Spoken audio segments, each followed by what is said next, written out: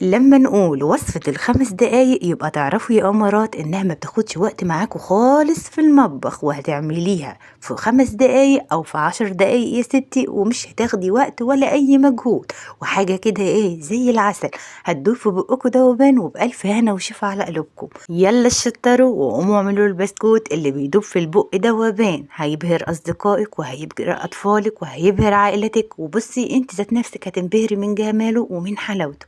بس بالله عليكم اوعوا تنسوا اختكم في اللم ورودي كل يوم وصفة جديدة، واللي عايز يتابعنا يتفضل ينورنا. وشكرا من كل قلبي على كل اللي بيعبرني وبيقدر مجهودي وبيعمل لايك على فيديوهاتي، شكرا بجد من قلبي. يلا بينا بقى اقول لكم عملت البسكوت ده ازاي.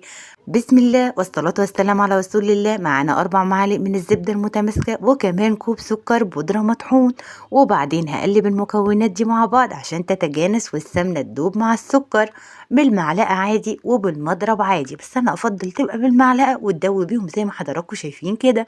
وبعدين هنزل بمعلقة كبيرة من زيت الطعام، أي زيت انت تحبيه بس بلاش زيت التموين.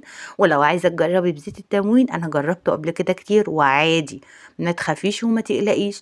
ومعانا كمان بيضة واحدة، أنا بقول لكم بلاش زيت التموين عشان ريحته بس مش أكتر. وكمان معانا كيسين فانيليا باودر وشعرة ملح اللي بتعمل معادلة السكر اللي ما بننساهاش في جميع وصفاتنا. هنقلب بقى الخليط ده تقليبة بسيطة كده عشان يتجانس مع بعض.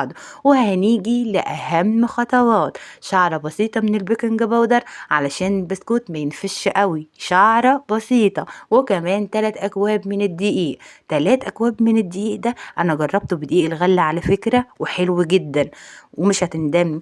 أهم حاجة تنزلي بالخطوات واحدة واحدة. احنا يا جماعة بنقول 3 كوبايات دقيق بس ممكن ما نحتاجهمش كلهم، انت هتخليكي تنزلي على العجينة بالدقيق واحدة واحدة لغاية لما توصلي للقوام اللي موجود قدام حضراتكم ده. العجينة شايفين شكلها عامل ازاي؟ خليكي بالدقيق، ممكن ما تحتاجيش ال3 مع بعض، ممكن يبقوا 2.5.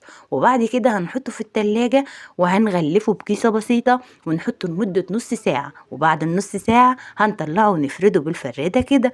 ولو وصلت لغاية هنا أرجوكوا تعذروني وتسامحوني يا أمارات، لأن فيديوهات الشورتس بتحتاج تحميل قليل، بيبقى غصب عني والله العظيم. عايزاكم تروحوا قسم الفيديوهات هتلاقوا الوصفة بالكامل هناك. وما تنسونيش في اللايك بالله عليكم، وكل سنة وحضراتكم طيبين، احنا في أيام مفترجة وعايزاكم تشتروا معانا علشان في رمضان تعملوا أحلى الوصفات وتدعوا لي وتدعوا والدتي. وكل سنة وحضراتكم طيبين، أختكم في الله مرودي، والسلام عليكم.